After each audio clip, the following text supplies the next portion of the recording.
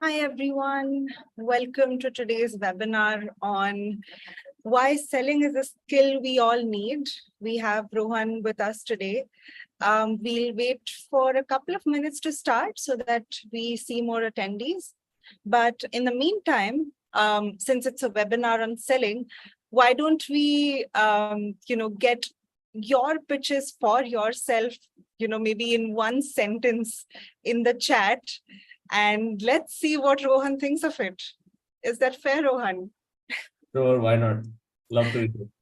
Yeah, so whoever is attending with us, why don't we start with a quick introduction, a quick pitch in one line, in one sentence, and let's see it in chat. What you have to say about yourself.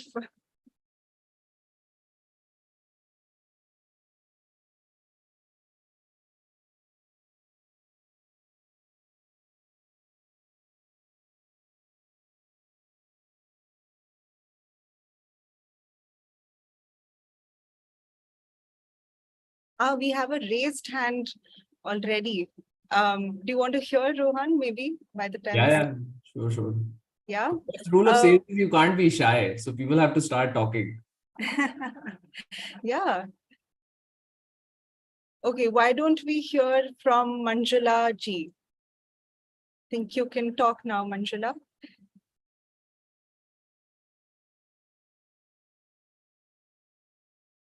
Manjula, can you hear us?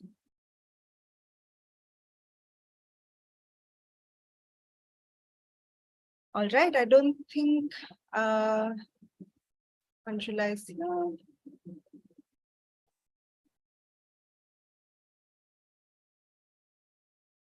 Okay, maybe we hear from Rochelle Jain. Rochelle, I'll give you permission to speak or unmute, and maybe you can unmute and give us your one-line pitch.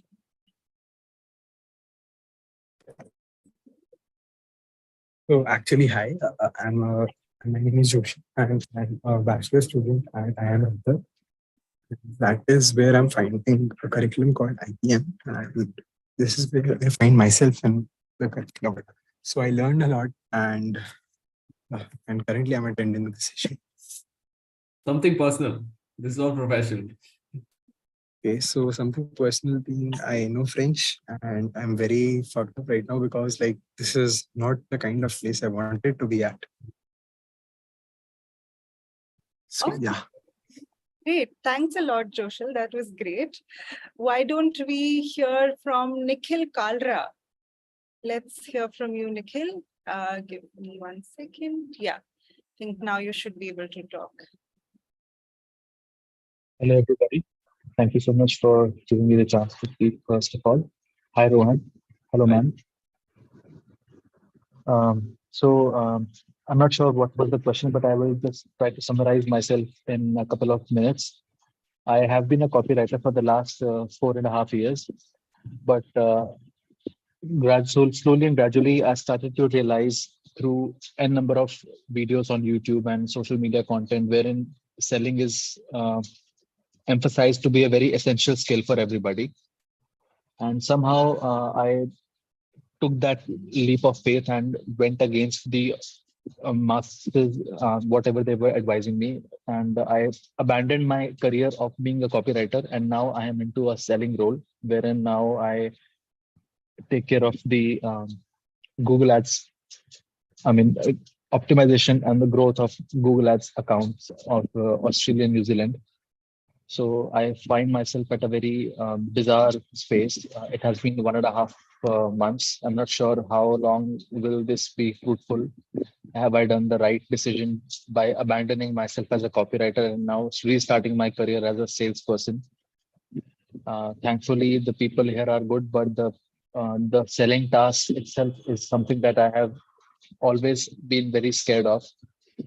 So if possible, if Rohan could address this particular concern, like will it be harming my overall profile of being a copywriter, or will it add up as some value addition that I have done to my profile?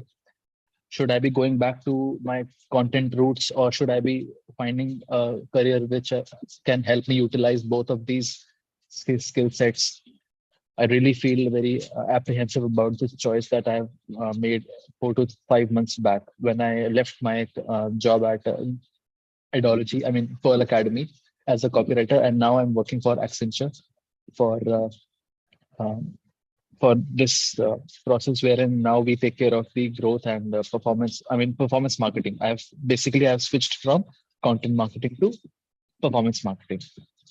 So that was all that I wanted to. I'm not able to hear you, ma'am. I'm sorry. Yes, so thank you so much for sharing that, Nikhil. And I'm glad you asked that question. And I Yeah. hope Rohan will be addressing a similar question, maybe some similar dilemmas that a lot of people might be facing, that they have been in one role and moved on to the other in a sales role. And was it a good choice? Was it not? Was it a bad choice? Should I go back?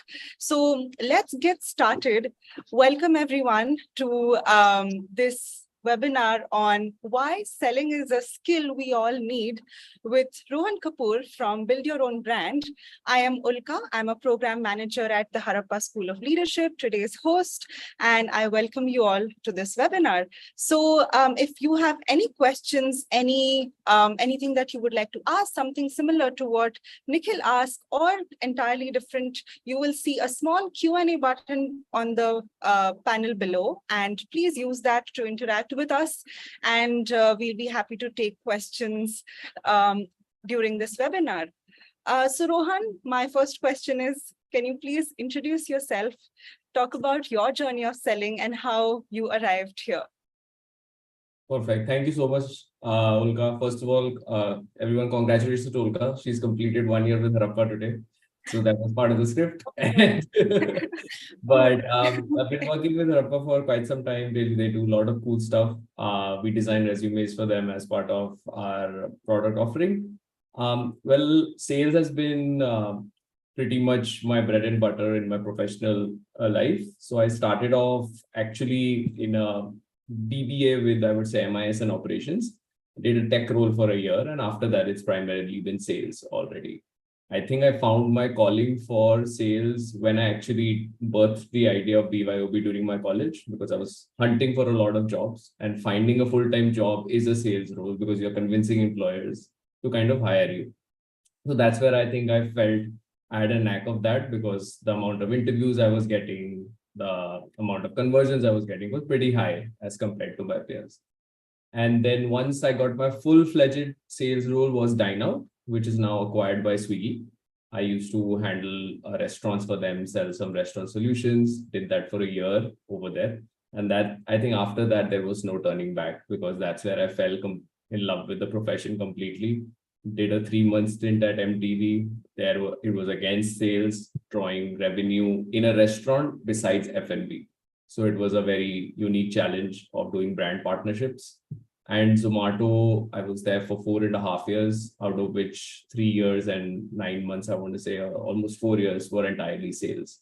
So we launched Zomato Gold, where then we transitioned to ad sales, advertising solutions, led a bunch of areas in Delhi, did a bunch of international launches. So anything and everything sales. So I really like it because it is the most easiest quantifiable profession out there. Your work is exactly, you can tell it in one go. So it's easy to design a resume also for sales people. And I think that's been my journey so far. I really like bringing in revenue for the company, because as close you are to the revenue stream, you really know what the intricacies of a business are. So, and once you kind of master that, you can learn anything, be it product, tech, marketing, customer service, everything. But once you know what kind of pays the salaries on a day-to-day basis, I think that's a skill that everyone should address. Wow, that's amazing. I think you've had such a wide jump into multiple industries is what I'm hearing through your sales role. So why don't we get into understanding what does sales entail and why is it important? Because I'm sure there are people who are from a sales background here, but a lot of attendees today here might also be people who have no clue what sales is, Yes. who may just be entering or maybe put into such positions. So why don't we start with that? Sure, let's do it. I'll share my screen. Please just confirm if it's visible. Yes, it's visible. Perfect. So as Olga mentioned, let's start with what we're going to be covering. The first one is going to be what is sales, the mindset needed in sales, the platinum rule of selling, creating a consistent pipeline, and handling clients that don't buy. That's a big one. So like I mentioned in my introduction, sales is, to be very honest, it is the lifeblood of any organization. It pays the bills. Without, there will be no company on earth that does not have a sales team or a sales role or some kind of idea of where they're bringing revenue from. Because revenue generates cash flows, it pays the bill, it ensures profitability, all of that. So it is one of, I would say, the most vital roles in a organization. And I feel if anyone has to start over there, even if it's a career, mid-career or senior career, they should take a bite of that vertical, because it just teaches you the nitty-gritties of how an organization is built. What is the end purpose? Because in the end, a company's aim is to generate revenue. There can be branding, there can be marketing campaigns, there can be a vision, but in the end, if it's not generating revenue, you need to kind of pivot accordingly. So that's what helps on the sales side. And besides that, when you are offline also, whenever you're having a conversation, be it as simple as deciding where to eat with your family, all right, there might be 4 options. Someone might want to eat Italian, but someone's really in for Indian. There is a certain sense of convincing that you need to do. And that kind of happens on a day-to-day basis. So inherently, we all are doing sales offline, but when it comes to a company setup, it becomes more revenue generation.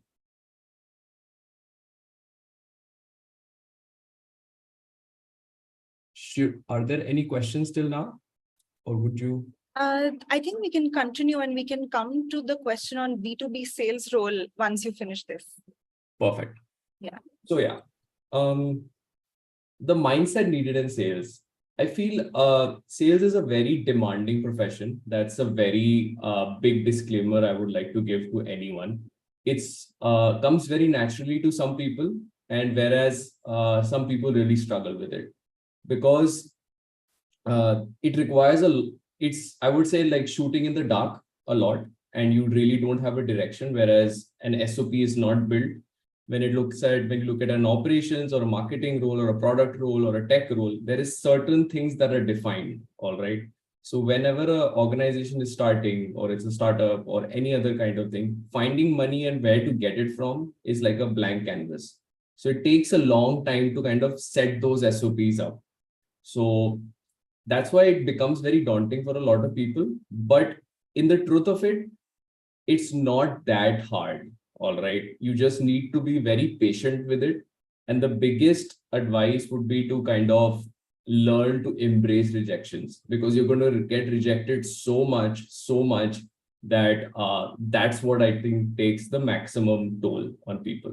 Very candid example I can say is, today I've sent 45 messages. I've gotten 2 rejections and no responses. So that's a regular day in a salesperson's life. And I feel everyone should do, any business owner, anyone who is working should do some kind of cold outreach on a daily basis. It really kind of helps you test the waters. So I always tell people who are looking for a job, always be in that passive job seeking mode, because don't look for it when you really need it, because you kind of figure out also if the market is valuing you or not. So I would say the number one mindset that anyone who is planning to get into sales needs to be comfortable with the rejections, because it is going to be part and parcel. There will be days where you close the deal in one meeting, but there will be months that you might not even close a deal. So those are the months that you have to kind of power through. And the next point is, never be so eager or desperate to close a deal quickly, because that will probably ensure that the deal doesn't get closed. Everyone interacts with a sales professional pretty much every day. We get cold calls, we don't answer them, we get cold emails, we don't reply to them. But do remember that the cold call that kind of impressed you. Also remember of the email that you ended up reading. So there are some good sales skills that people do, and those are the ones we need to aim from. Lastly, along with rejections, you will have to become very comfortable with people. It's a very people-oriented skills. You'll have to be comfortable with cold outreach, open to starting conversation with anyone and everyone, and be very confident about what you're selling, because that's what kind of builds the, from, I would say, lead to closure phase. Rohan, something that you mentioned caught my attention, that sales can be very daunting for some people. It can make people uncomfortable. And I have a quick poll here, just to quickly understand where everyone is at, or what your thoughts are about why are people uncomfortable in a sales role. And the multiple choices will be visible on your screen once I launch it. You can select one or more option. And if any option that you feel like, if there is a part that is missing in our options, you can mention it in the Q&A, since I think the chat is disabled. So let's hear from our attendees about what do they think, why are people uncomfortable in a sales role?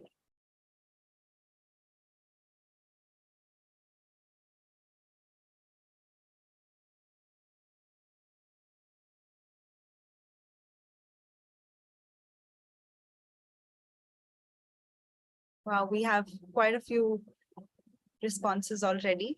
Rohan, can you see it on your screen? Yes, I can. And it really resonates with exactly who I think the truth.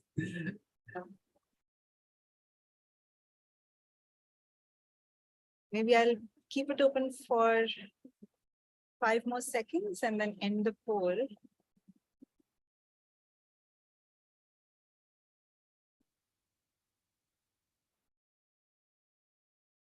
All right, so I'm ending the poll now and share results. I hope you all will also be able to see it. 21% of the 47 that have responded are saying it's the volume of calls and follow-ups. 57% are saying it's a fear of rejection. 53%, about 25 people, are saying demotivated because of negative response. And there are a few other mentions. There's one response in our Q&A which says, most organizations don't give sales the due respect and the recognition that they deserve. They underview it. And another response is lack of communication skills. What are your thoughts, Rohan? See, I think the first mindset I talked about is that kind of embrace rejections. That's taken the maximum percentage. So I think that's something that a lot of people don't realize it until they get into the profession. So I can say after 8 years of selling that it is going to be part of it. Maybe when I started it also, I didn't realize it that it's going to be that hard. So maybe it was naturally kind of just bent into it. But yes, the fear of rejection is absolutely true. It will make you uncomfortable, etc. If you're not, as a person, you fear rejection a lot. But I guess the best way to tackle it is to not take it personally, because you will be selling a product service for a company, all right? So turn that rejection and that demotivation of a negative response for feedback around the service, feedback around the product. So a lot of sales that have happened at BYOB or Zomato during my time has been because we've ended up pivoting what the client wanted. There is a mindset that we kind of launch with a product and we think that this will be real, shoot the roofs because we really built it, it's our baby, etc. But the market wants something else. So 20% change into what they're offering gets you that is something. So use that rejection, use that negative feedback, negative response as feedback to what you're serving, and actually tell your organization that what can we do better. Also, it can be even a larger thing that maybe what you're selling is not even needed, or it might not be even needed at the scale that you thought about it. So there are multiple ways of looking at rejection and negative responses. It tells you what the actual market is. Are you something, do people really need it? Or is it just a lifestyle product? Or is it something the need of the hour, etc.? So that's a good, I think I resonate with that. And a volume of calls and follow-ups, yes, there is going to be a slide about how to tackle that. Yes, that does kind of get fatiguing. It is a very, very real life and actual challenge. But if you build systems around it, where you only send 3 messages or 3 emails and you have your follow-up systems, the best way to tackle it is through that, because the volume will be high, especially when you do outbound sales. All right. When it's inbound sales, it's more about your convincing ability, because the client is already interested in your product. But yeah.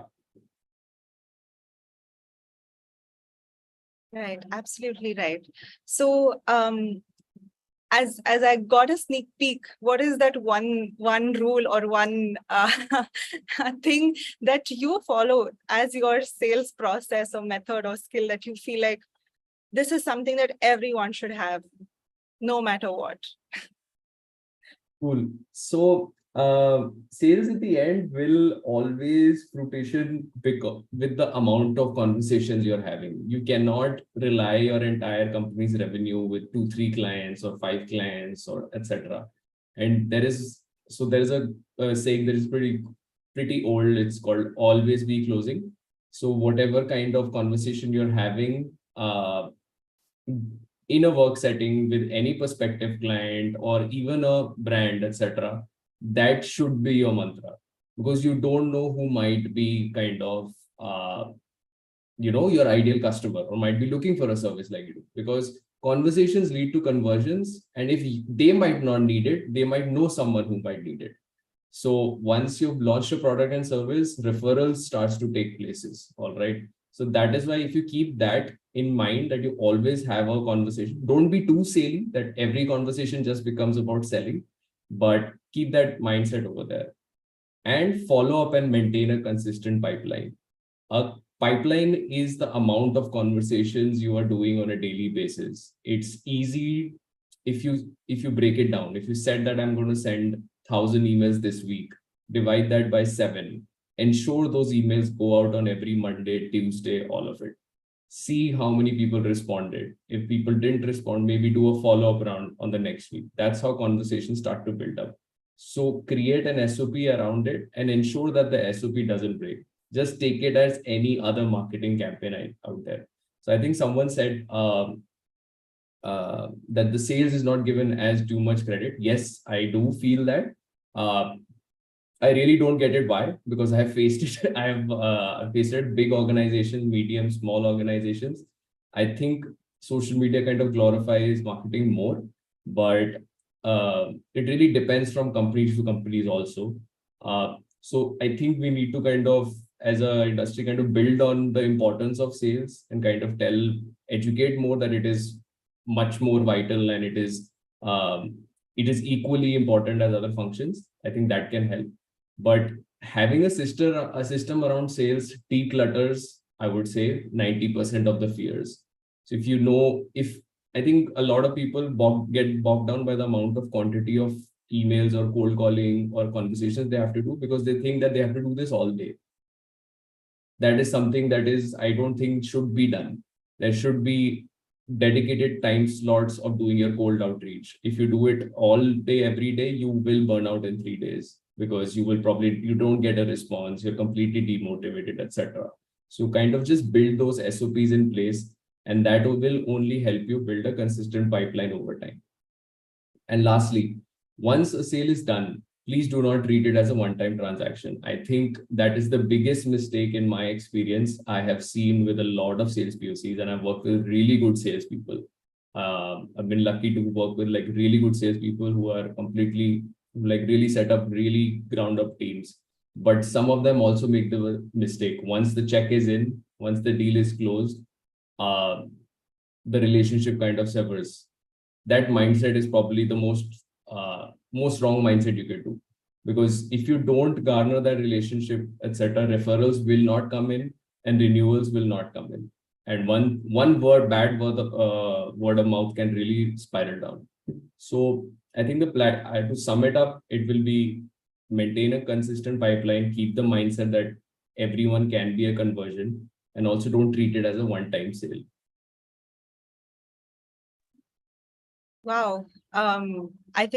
I hope it's not getting overwhelming for our attendees here, because these are certainly very important aspects that you've shared.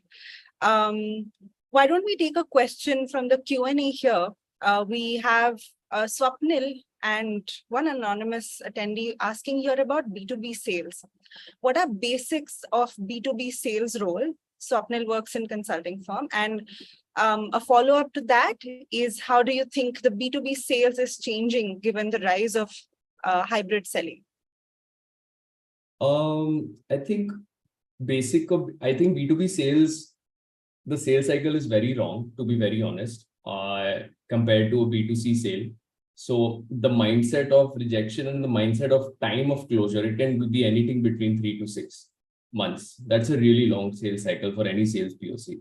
All right. And I think the basics would really depend on what kind of you're selling. So that would be a more of a specific answer. And what was the second question? The second question was, how do you think the B2B sales is changing given the rise of hybrid selling? Oh, yes.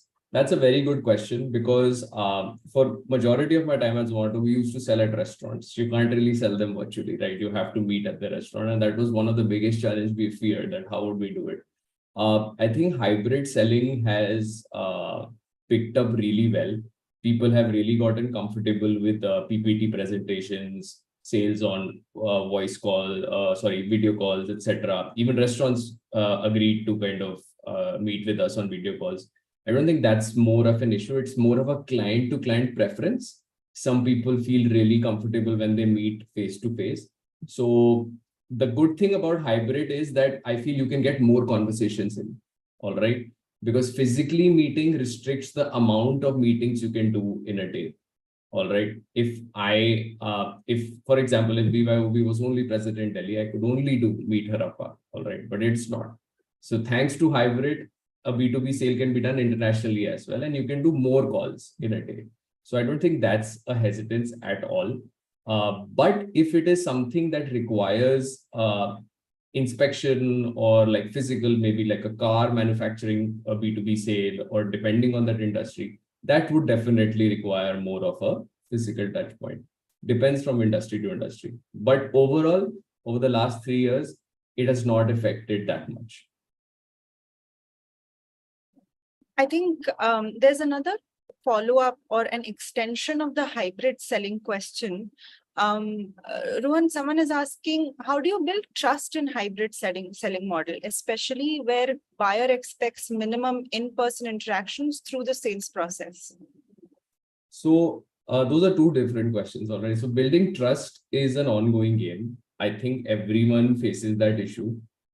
Initially, when you're launching anything within, like I can give you 3 examples. When I was at Dine Out, it was very small. It was very small, all right? So we were launching the first ever Great Indian Restaurant Festival. So there, building the trust and getting them to sign up was very hard, all right? But it always builds. You sign up the 10 restaurants and then you kind of build that case study. Zomato was a larger brand, so selling it becomes easier, but still people would want case studies. So I think the easiest way to build trust is have some free kind of freebies done with clients, so that you have some numbers to show, some case studies for the first 5, 6, and you can build on those for your next conversations. That's what works pretty much in all kind of, because everyone wants to look at your testimonials, everyone wants to look at the sample works you've done or some kind of work you've done for someone else and what kind of case studies. So building trust does that. And like I mentioned, don't treat it as a one-time kind of thing. Build out the relationship always, kind of increases the trust. After that, there was another question.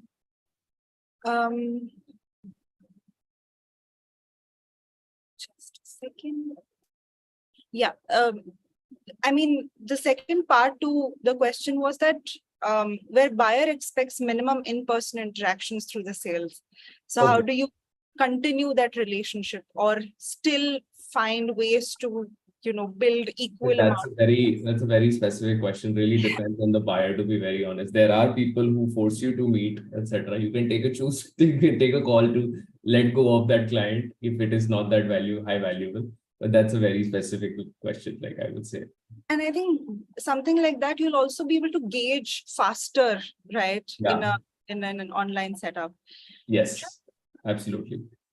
Right. So moving on, you were talking about pipelines, Rohan, and well, how do you maintain a consistent pipeline? How do you ensure that you have consistent calls coming in, consistent, clients that you're maintaining relationships with? You are ensuring that you maintain that relationship so that they can, again, as you said, give you referrals and renew their contracts. Perfect.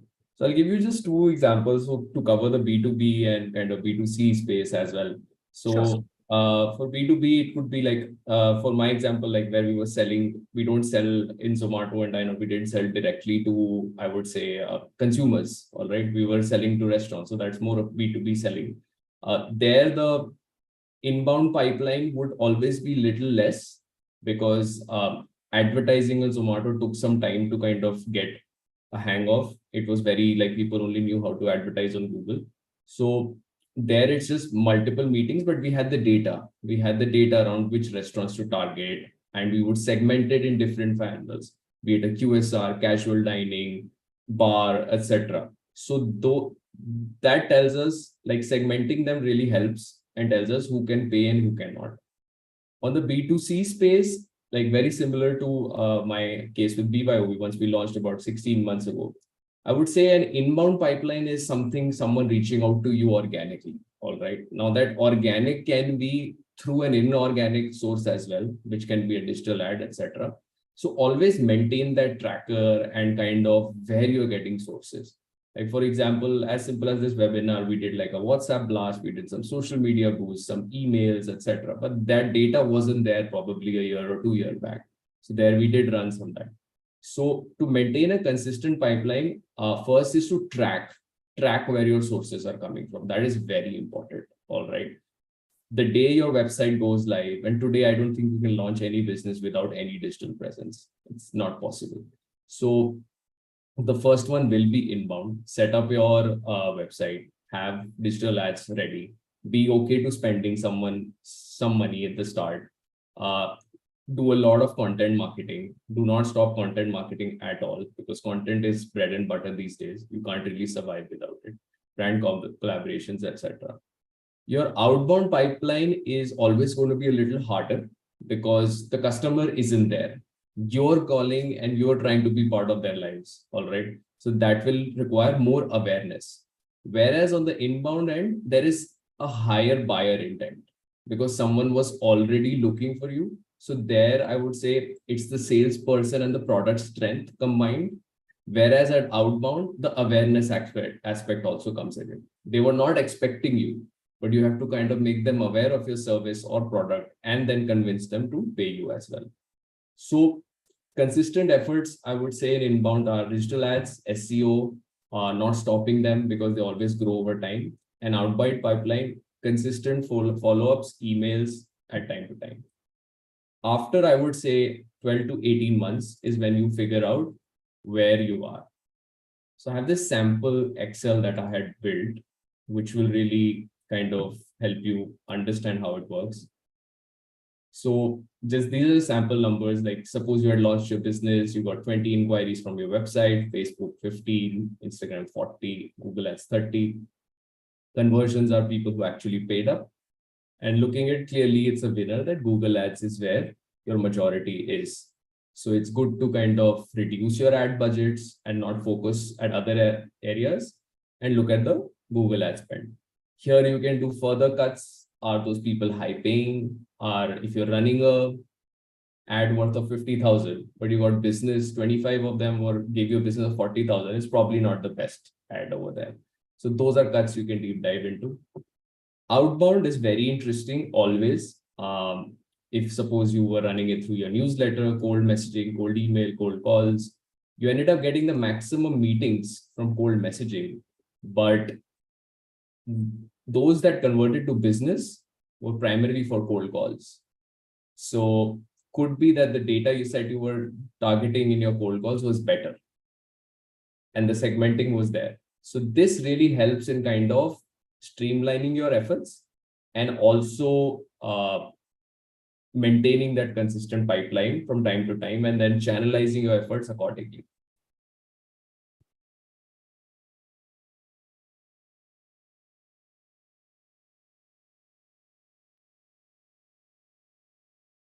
Right. I think there are a couple of terms that you've mentioned, Rohan, about awareness via content marketing, digital ads, SEO.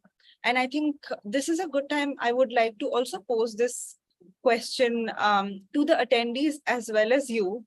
And I have a quick poll here between sales and marketing, which is harder. And I think we would also want to understand from you how to differentiate between the two.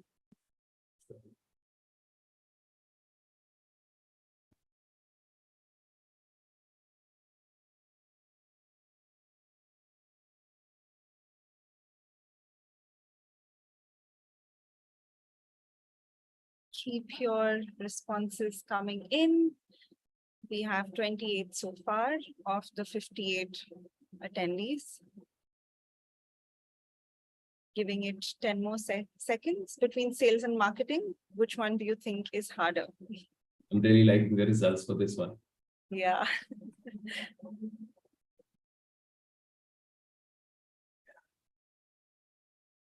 Okay, we have around 37 responses. I'm ending the poll now and sharing results. A drum roll. That about of 37 responses that we got, about 29 people think that sales is harder and 8 people think that marketing is harder.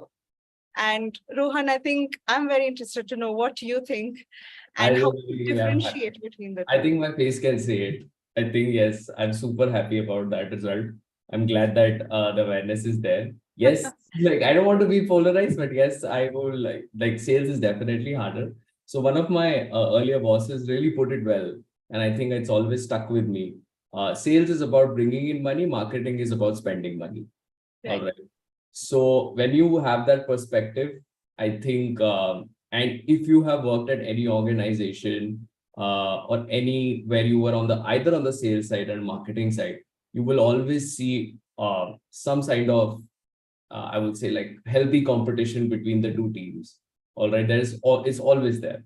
So it's a very common question that a lot of people kind of come across because marketing also has their own targets of getting customers, etc. But it's in the end sales team that's doing the conversion. So that debate is, I think we have to live with it. But yes, sales is definitely harder. I think convincing someone to pay you is the hardest thing you can do in life. So it's definitely hard. Marketing is also not easy, I would say. There are different, it's evolving. It's one of the most, I would say, sales is consistent. You know what to do beyond a certain point of time, but the amount of trends we are in, thanks to the digital world, we really need to stay updated with tools out there for digital marketing. So marketing is also harder, but it's a different kind of harder. Right. I really love how you made your former boss made the differentiation of marketing, requires money, but sales brings in the money. Yeah. And I think that distinction sort of makes it so clear about the kind of roles, the functions that a marketer has and a salesperson has, right? And I think that just clarifies it, or the line is sort of drawn right there.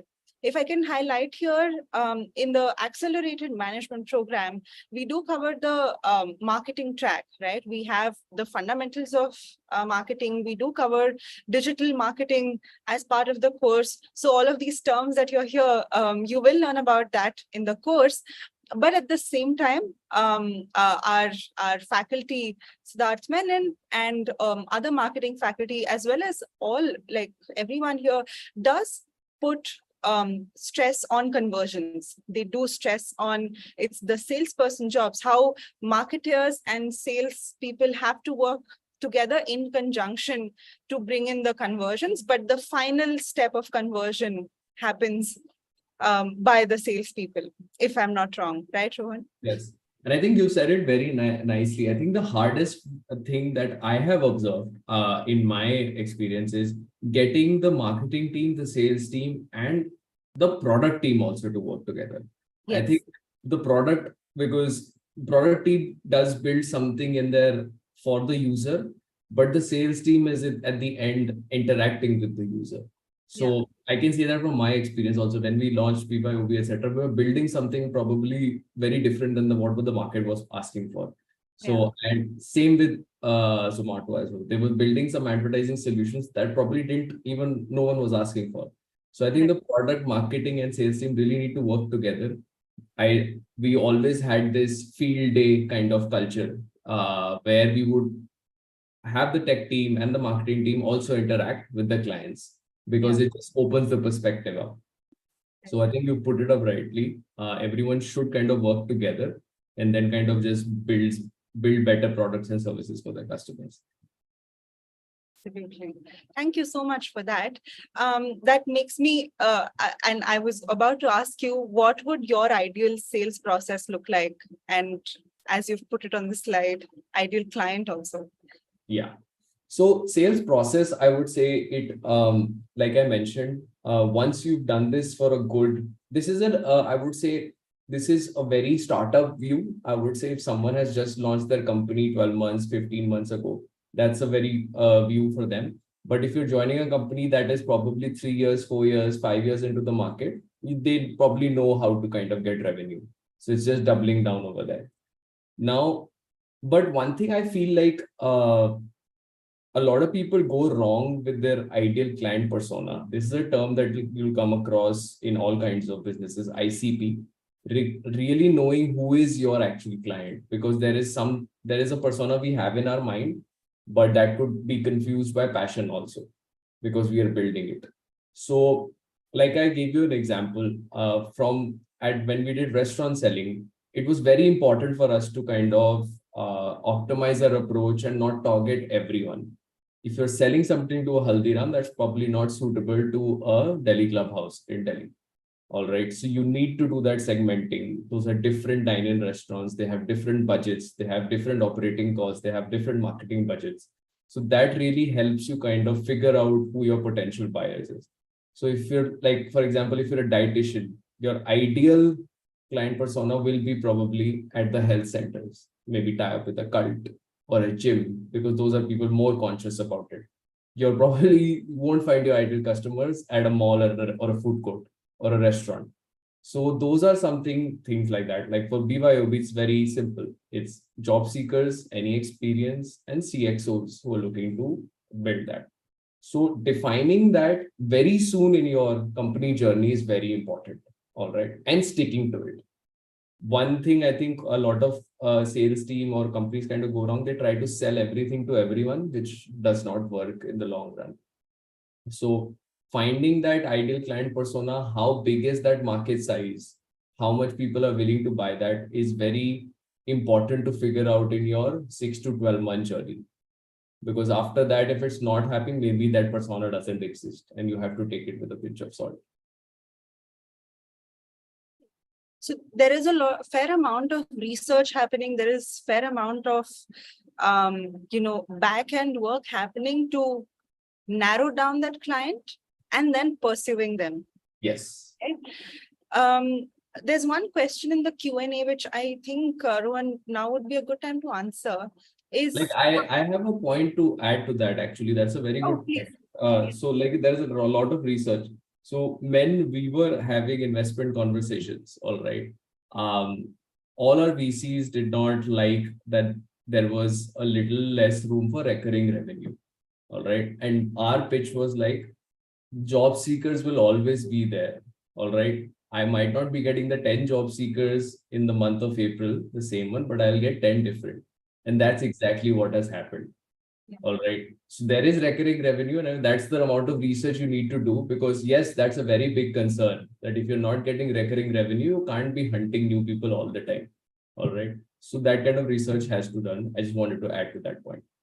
Absolutely. No, very well said. Moving on to a question in the Q&A, how to maintain relationship with multiple clients once the deal is closed.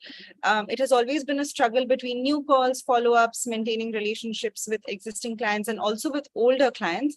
How should one prioritize and go about it? I think one part of it you answered initially about organizing and sort of setting a process for yourself. But is there anything more you would like to add to this?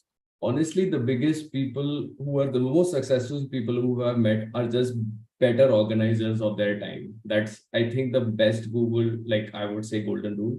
Because when you sit down on your client chart, like someone said, there's an old client, new client, etc. You Right. know for a fact that 80% of your revenue, that Pareto principle comes into place. Your 80% of your revenue will be coming from the 20% of your clients. Right. So channelize smartly your energy. Do not let your other clients as also go. There is a very, in sales, it does come with time. Who is paying more? The sales manager or the account manager tends to move towards that. But in my personal experience, it's a harder approach. But if you give that value and attention to everyone, your referral rate is very high. All right. So I have clients who might be paying me very less. I have clients who might be paying very high, but I get the equal amount of referrals from both of them. So that is a trade-off probably you should do. Older clients, those who have been there, yes, definitely give them more attention because they supported you when you didn't have them. But I would say like there's no really kind of golden rule about it.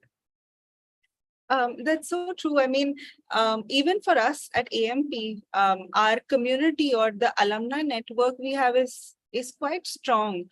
So just looking at it from this lens, for us, our clients per se, the AMP learners, well, we try to maintain that sense of community. We are still in touch with people we met 1 year ago. And they are the ones who bring us referrals. They are the ones who bring in more students, bring in more connections, right? Yes. And bring in their testimonials, their what their experience was in the program adds on to any new people that are coming in that are signing up for the program. So yeah. And Rohan, moving on to the other side, flipping it. What about those who are just not getting convinced? Like, how do you manage that? I think you learn from experience. All right. I have made my mistakes. All right. And I think I still do. I think there is every salesperson has an ego that they think that they are the best salespeople, but I think the clients are the best salespeople. You will not be able to tell that if they are signing the check or not. So very recently, we don't do sample work at BYOB. I broke my own rule, gave it, never got paid, and the content was used as well. So that happens, but I think it's slowly and steadily you kind of figure out who is going to buy and who's not going to buy, because someone who's not going to buy has very similar traits. That's one thing I can say.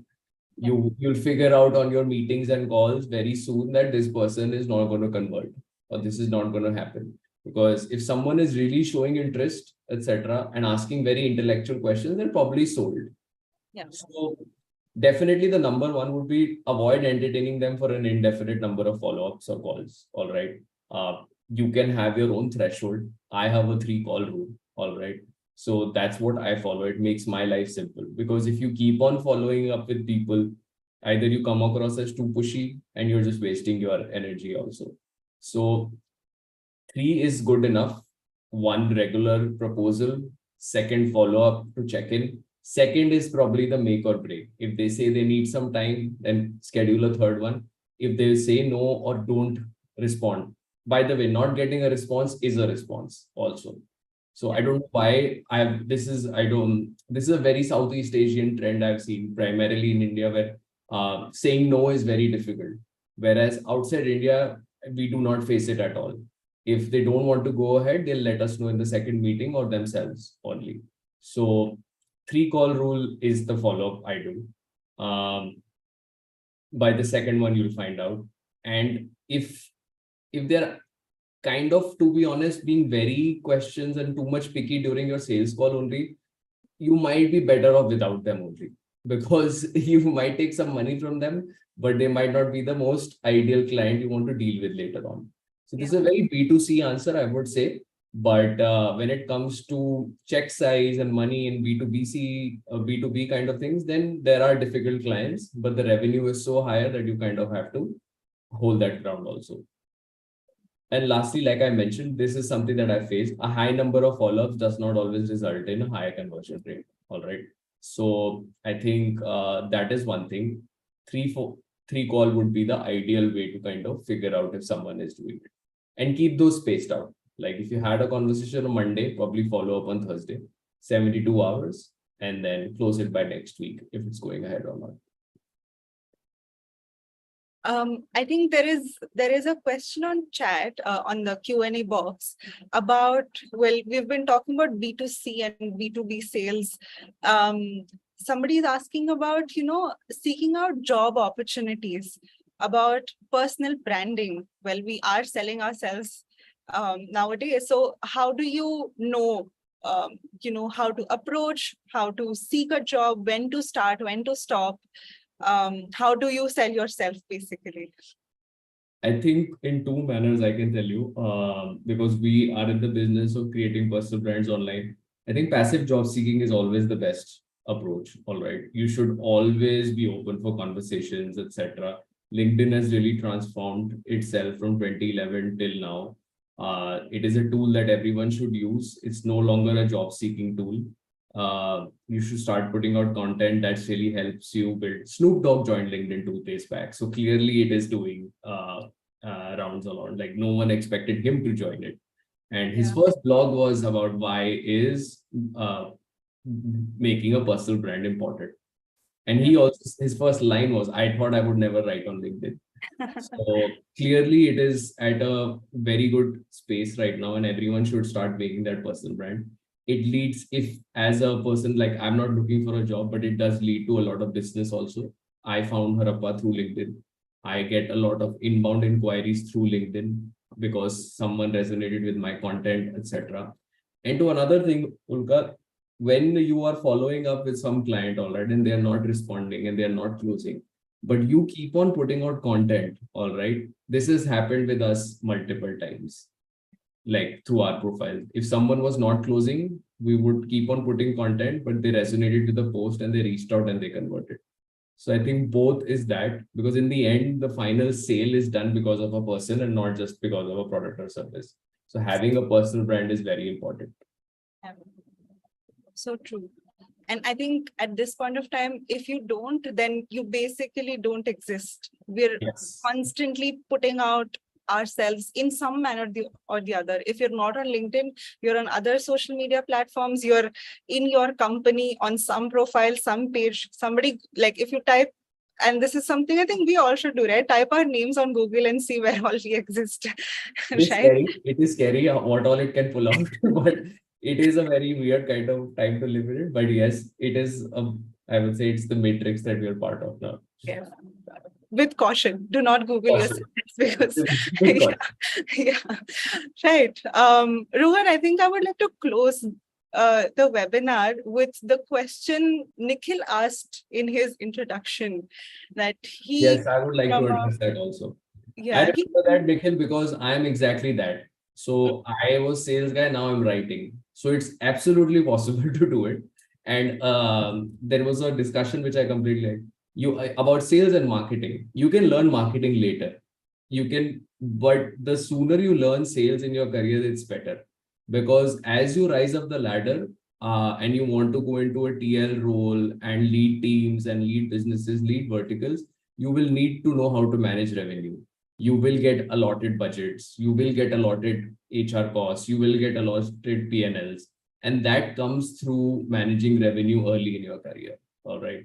So as a marketing spend, if you start, or if you're a content writer, all right, that's good. That's a very good skill to have. But learning sales will always add to it. So like I'm a resume writer, ghostwriter, and a salesperson. So I can do all three. But if I didn't know sales, it would be a little harder. All right. Because especially in the corporate sector, if you see, like I mentioned, if you have to go up the ladder, you need to know how to manage P&Ls and lead large teams. So, and that comes through business experience. So not a bad decision. You're absolutely on right, and it will only add to your value. Right. And maybe as Rohan, you'd mentioned that being in a sales role, you sort of know the ins and outs of your own business. Right. Absolutely. So maybe Nikhil, Absolutely. that is something you need to look forward to, that you're picking up your copywriting, your communication skills, your sales skills, and knowing of a business. Maybe that can pivot into a role which is, at a level which And required. maybe you find your calling and you like sales more than copywriting. That can also happen. Yeah, that can also happen. Who knows? Who knows? Well, on that note, thank you so much, Rohan. Thank you so much. For doing this. It was lovely chatting with you. I know there are a lot of questions that unfortunately we could not cover because we're already 10 minutes over time. But if you write to us, maybe we'll bring back Rohan for another webinar on sales. So please write to us at support@etsol.education, and hopefully we can bring back Rohan for another one. But if you want to know more about the accelerated management program, about Harappa School of Leadership, do visit our website. You can download the brochure there. You can book one-on-one calls with our team, and we'll be happy to assist you in any way that we can. So, all right. Thanks a lot, Rohan. I hope to see you Thank you so soon. much. Thank you.